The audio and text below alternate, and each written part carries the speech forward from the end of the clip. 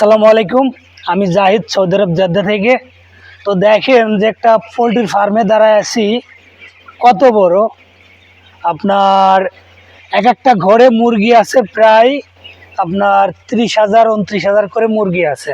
তো আমরা যারা বাংলাদেশে মুরগি পালন করি, আমরা অধিকাংশ লোকই অনেক ভুল করি। যে ভুলগুলো হয়তো করার কারণে আমরা ফার্ম টিকে রাখতে পারি না। আর কিছু কিছু কারণ আছে, যেরকমের আমরা মুরগি পালন করি, মুরগির যে লেয়ারগুলা থাকে একদম ভিজা। আর দেখেন যে আপনার এই লেয়ারগুলা একদম শুকনা। আর আপনার যে ভিজার কারণে মুরগি অনেক সময় আছে যে মুরগি আপনার বিভিন্ন প্রকার আপনার যে ব্যাকটেরিয়াগুলো আছে সে ব্যাকটেরিয়াগুলো আক্রমণ করে, বিভিন্ন প্রকার ভাইরাস আক্রমণ করে। তো তার জন্য আমাদের মুরগিগুলা ম্যাক্সিমাম ফার্মের থেকে মারা যায়। আবার আরেকটা জিনিস সবচাইতে বড় জিনিসগুলা যেগুলা হয়তো যে আমাদের যে মুরগিগুলা আছে এই জায়গায় যে মুরগিগুলা অসুস্থ মুরগি হলেই যেটা দেখা যায় যে মুরগিটা অসুস্থ, তখনই আমরা আলাদা একটা বেড করে রাখি। এই জায়গাটা রাখি অসুস্থ মুরগিগুলা। এই মুরগিগুলা পুরোটাই অসুস্থ। ভালো মুরগির থেকে আমরা অসুস্থ মুরগিরে সেপারেট করে ফেলি, একদমই সেপারেট।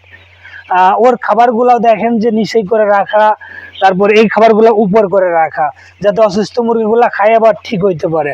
তো বাংলাদেশে আমরা কি করি, অসুস্থ মুরগি সুস্থ মুরগি সব এক জায়গায় রাখি।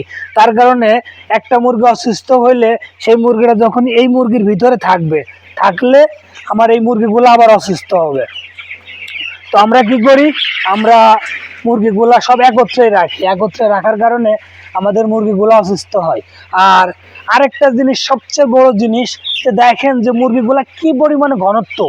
বাংলাদেশে বলে যে একটার থেকে আরেকটার দূরত্ব আপনার 7 সেন্টিমিটার 8 সেন্টিমিটার দূরত্ব থাকবে, বা আপনার 10 সেন্টিমিটার।